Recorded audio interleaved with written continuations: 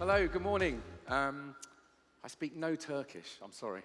My name's Dan Burgess. I'm a creative activist, I'm a strategist, I'm a co-designer, I'm a dad.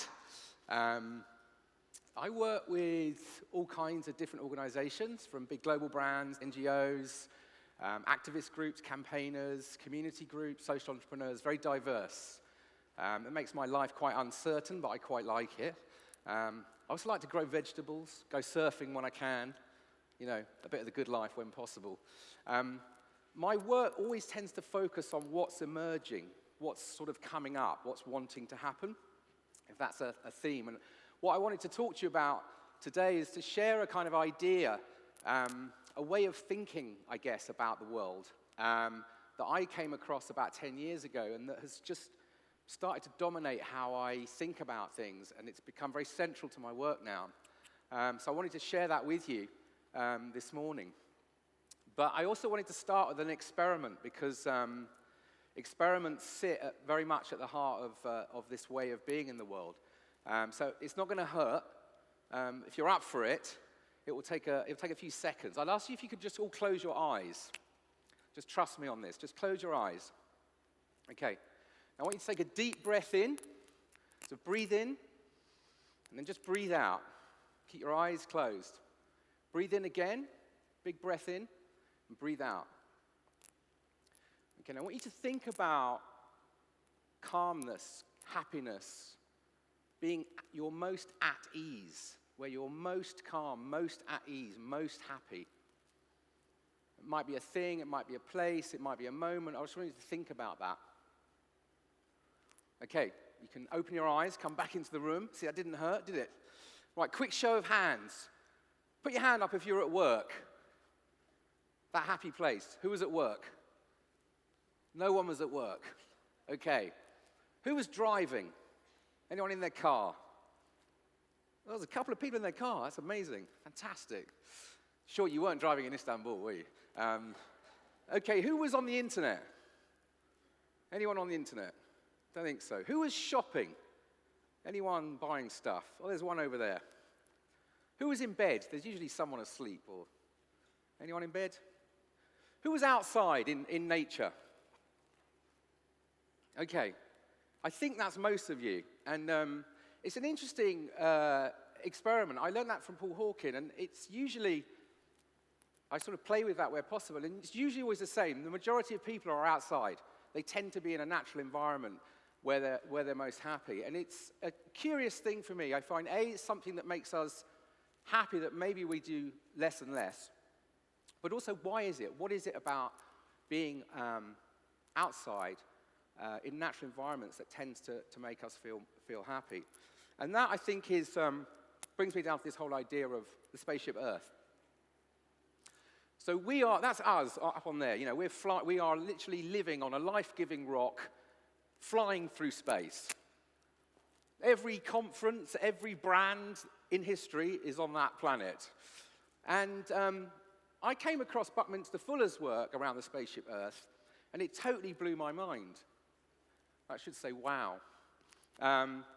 Because this idea that we live on this planet, which is, at least as I've grown up, has been something that's not really talked about that much. This kind of like incredible idea that this planet supports life, and how does it support life?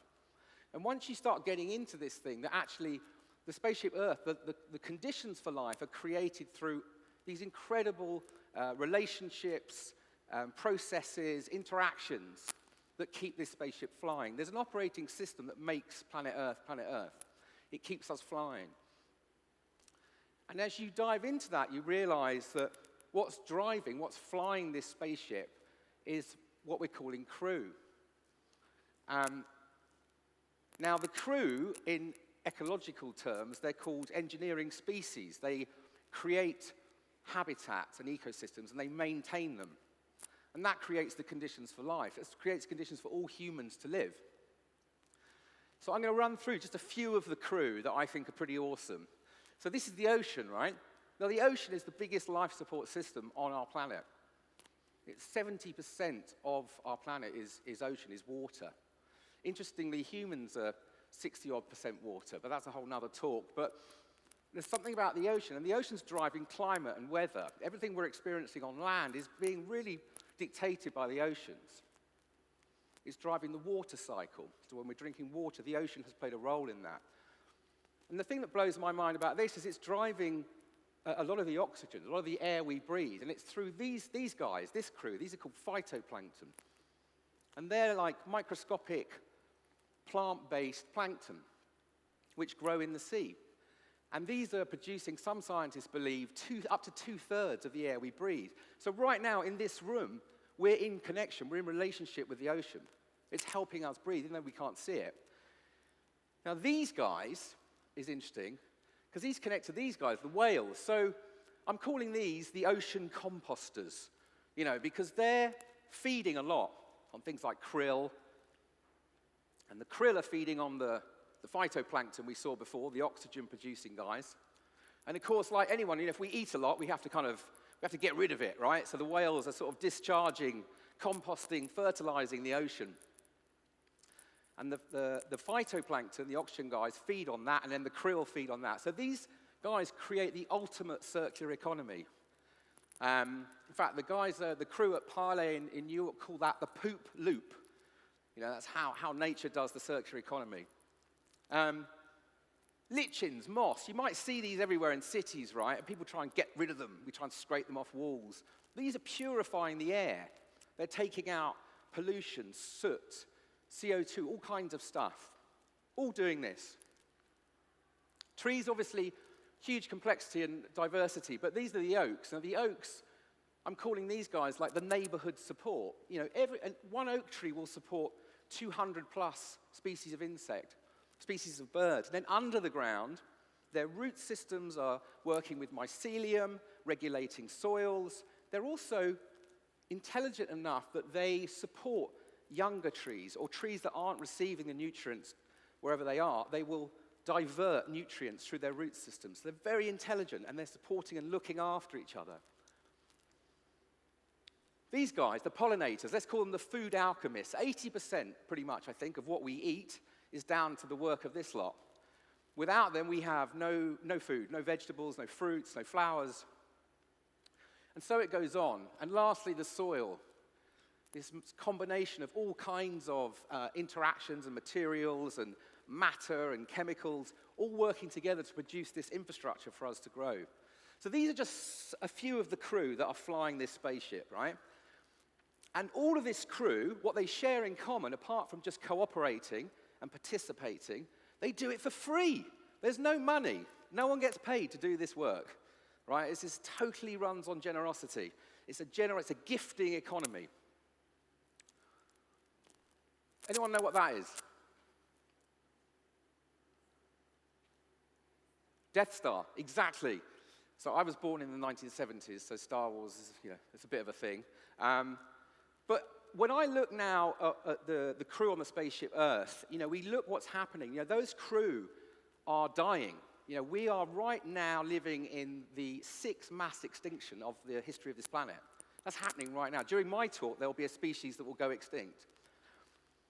And those crew are dying, which means the life on the planet is in trouble. And that is primarily being driven by industrial growth society. An idea which has been a few hundred years, really, which has done so many amazing things for humanity. But right now, the difference is it operated on a set of principles that don't work how the crew works to fly the spaceship. We're operating on a different way of being. Extraction, creation, waste, dumping, pollution, all these ways, all these design principles are not in sync. They're not in tune with how the spaceship flies. Secondly, I think we're seeing a crisis in human health, which is, I think, very connected to planetary health. Chronic stress-related illness, mental health, anxiety, depression, all of them hockey curve in highly developed societies. They're intrinsically connected. And there's a story of fear and scarcity and power and greed, I think, that's happening pretty much everywhere, which is also driving this sense of nothing else is possible. We only know how to live like this. Anyway, the spaceship's in trouble. One of the things through the last few hundred years, we've created all these amazing technologies and scientific theories and breakthroughs and products and amazing ways to make life better. But it's removed us. It's removed us from how the spaceship operates. And we've become passengers.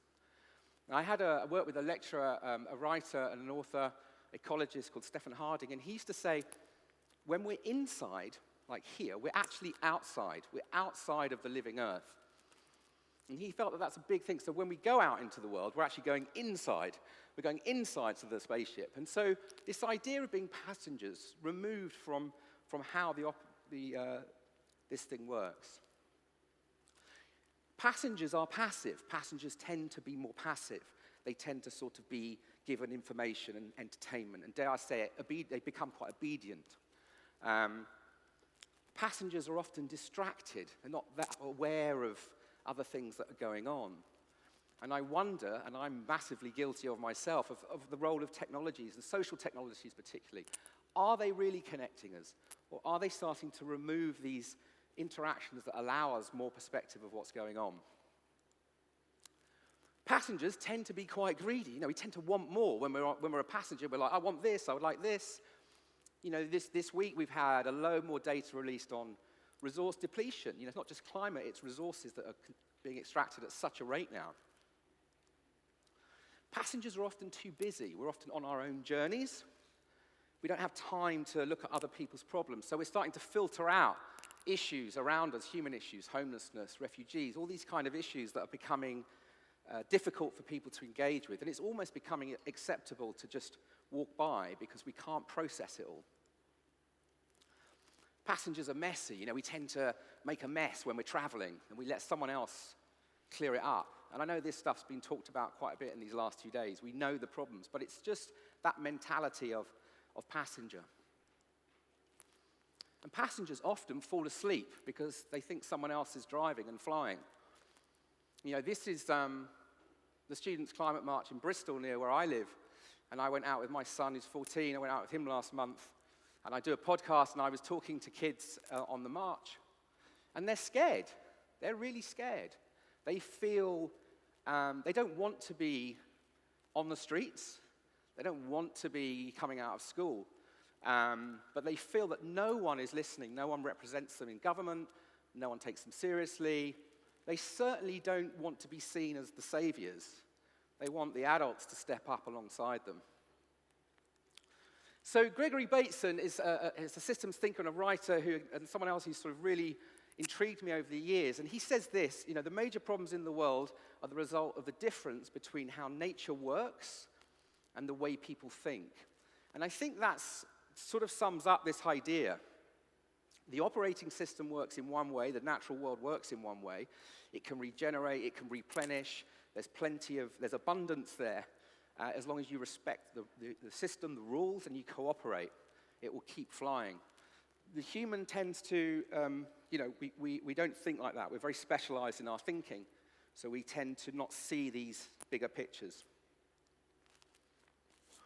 And I think we're in a moment, particularly in the highly developed cultures right now, we're lost. We're lost politically, we're lost socially, environmentally, we're definitely lost. Even culturally, and as much as that can be a hard place to be, it can also be a place of big potential and opportunity. Because when we're on the edges of what we do and don't know, that's a very creative place to be. When we're on the edge of what we know, but we're also on the edge of what we don't know. That's a really exciting place if we can turn into it and we can have the courage to explore that. So I think we're at a really interesting time. And I think it's a time to become crew. It's a time to step up. You know, all of us here, we've been flying business class on the spaceship Earth for the last 2 or 3 decades. That's not our fault. That's none of our fault. We're born into this system. That's just the world that we've been born into. But we know this now. We have this knowledge. We have this understanding. So I would argue that now we have the responsibility to really step up and to really step forward and take ownership of this spaceship and start flying it with the rest of the crew. And the first thing we do to start flying this thing is we change the fuel. We change the fuel on this spaceship because the fuel at the moment is fear, it's control, it's greed, it's destruction, it's extractive, it's wasteful. But we can change the fuel really simply. And I think these things, I'd argue, these are the most important innovation dimensions today. Love, empathy, collaboration, creativity, generosity, participation, care. There's enormous potential in these areas. And I would argue these are, any brand that wants to be sustainable in the future, this is where to start playing. And the other great thing with this place is we don't need any more technology breakthroughs to do this. This is all possible today, and it's in all of us. It's just a different way of making decisions, a different way of showing up, a different way of thinking about our products, our services, our communications, our communities. It's just a shift. These are all innate human qualities. Everyone here, everyone on this spaceship has these qualities. We're just not encouraged to dial them up. The other good thing is it's 100% renewable. Love, creativity, generosity, it's an abundant energy. Okay, we can just keep going. It's like, it's there. It's not like fossil fuels. We're not digging up creatures from millions of years ago and burning them. I mean, that's not cool, right? This is abundant energy. So this, I think, is how we start flying the spaceship. It's missing a G. But what it should say is being in relationship with life. To be in relationship with life, that's what the crew that we saw at the start, they're in relationship. They're aware, they're awake, they're alert, they're sensing. We carry a lot of stuff around in our heads. We've become very logic-driven creatures. We need to get out of our heads a bit more, into our bodies, start to kind of sense more, trust it. We're sensory beings. We have much more intelligence in us than we let ourselves know. To be in relationship with life, to start noticing what is happening, to start feeling, to start trusting different parts of ourselves when we're making decisions. And I think there's three areas, three main relationships that you invest in here. This is definitely the good life, right? Because these areas, they have the ability to regenerate yourself, your community, where you live, whatever. So I'm going to talk quickly through these. It's a relationship in self, it's the relationship we have with nature, and it's a relationship we have with our community. So, self. Sustainability is an inside job, you know. Many of us who have been working within the kind of sustainability spaces, many of us burn out, we have breakdowns, we're always stressing out. I mean, that's even sustainability life. Most of us in our lives, our corporate lives or whatever lives, our busy human lives, we're burning out all the time. We're making decisions that are affecting other people. We're causing chaos a lot of the time because we don't step and pause and think about ourselves and think, what do I really need to be doing here? How am I feeling about this? What could I let go of here?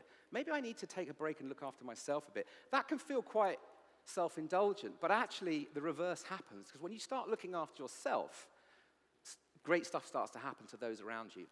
Clients, team members, family, neighbors, stuff just starts to happen. So I would say let's start with ourselves. It's an inside job, and there's tons of techniques and approaches and amazing learnings to help people on this journey. With nature, we've just heard, this is the operating system. You know, all the solutions to even things like carbon, they all lie in the natural world. We're just not listening. We're not really understanding. There's 4.5 billion years of innovation in the natural world. All the answers have been made. We just need to stop and observe and notice and listen to what is out there. And we can do this on a really simple level as well in our lives. You know, take your meetings outside. Run a creative workshop in the woods or on a beach. You'll be amazed at the breakthroughs you'll get compared to sitting in a meeting room. It's revolutionary and it's simple. Take ownership of a piece of land. You know, it could be near your office. It could be in your community. Put the love back into it, a bit of water. Because if everyone starts doing that, you start to have this extraordinary effect. And we start to get that intelligence back with the operating system. We start to understand how it works. Change the language. You know, we have this crazy language of Q1, Q2, Q3, Q4. What about if we went to seasons? You know, we went spring, summer, autumn, winter. How would that shift things? Because we know in winter, we can't keep growing. Nothing in the natural world grows infinitely, apart from humans. Humans want infinite growth. Nothing else works like that. You know, we can change things with simple interventions and experiments. And in with community, in service with others. And that could be your customers, it could be your team at work, it could be your community where you live. How can we serve people more? Because if we get into that idea of service, again, transformation happens. Transform ourselves through starting to serve more. How can we be more in service to our community, our customers, our community around us? What could we be doing differently that might start to shift how they're experiencing their lives? This was talked about a bit yesterday, this idea of the future is local. I really believe that, nature doesn't commute, and there's a reason for that. Local is really key, and we have these extraordinary abilities now to network and share learnings or innovations or connections through our technologies. But local is where we really need to be firming stuff up for resilience, to prepare ourselves for what's coming down the line, because there is a lot of complexity coming our way. All this is really, that's great. It's about practices. How do you put this stuff into motion? What I've learned over the last decade is it's all about practice, daily practice, right? You can write this stuff, you can create great campaigns and manifestos and internal change, but it's all about practice. The spaceship, to keep the spaceship flying, this is an ongoing job. It doesn't stop. But the thing is, it can be really fun. It can be something which will change how we feel, change how we connect with people, change how we see the world. For me, these are the 5 things I've learned which are really key and important, and there's a ton of work that sits behind these, which I'm not going to share, but experiments. Unless we build experimentation into our processes, into the way that we do things, we have to allow for experimentation, because only through experimentation will we have breakthrough, will we get new knowledge, will we discover new things. And if we're always locked into very locked plans, that are set, at the start of the year, there's nothing in them, there's no experimental budget, there's no experimental projects, there's nothing which is going to push us to learn something new, we won't shift. And I mean that as well in our personal lives. How do we experiment more in how we show up? How do I make sure that I'm looking after myself more? How do I make sure I'm aware of my colleagues and their needs? These kind of experiments. Radical collaborations. I talked before, we're in a sort of crisis of specialization. We've become very good as humans at having incredible knowledge and understanding of very specific things, very deep. We're not great at looking at wholeness, at comprehensive views. And that's why we need radical collaborations to solve these kind of things, to think about what a new brand looks like, what a new product looks like, how do we solve all these environmental issues. We'll only do it by bringing unusual suspects together. And that's been a really key theme to the work that I've been doing. And in that process of co-creation and co-design. So we're working together. We're actually creating more together, understanding things, testing things earlier, working together, learning, and that whole process in itself is a restorative process. And the thing about co-design and co-creation, you don't need all the answers to start. You just start. Okay, you don't have to wait for more research and more data and more this. You just start with your assumptions and off you go. Generosity, I've talked to before, but it is a superpower. It's like we all have it, and we live in a monetary paradigm which kind of often says, can we give stuff? Can we be more generous? Or is that counterculture to capitalism and making money? And actually, but the more that we show up and the more that we give, actually, the more that comes back. And I'd argue that it's really important, even at an individual level, what we do, what each of us does every day matters.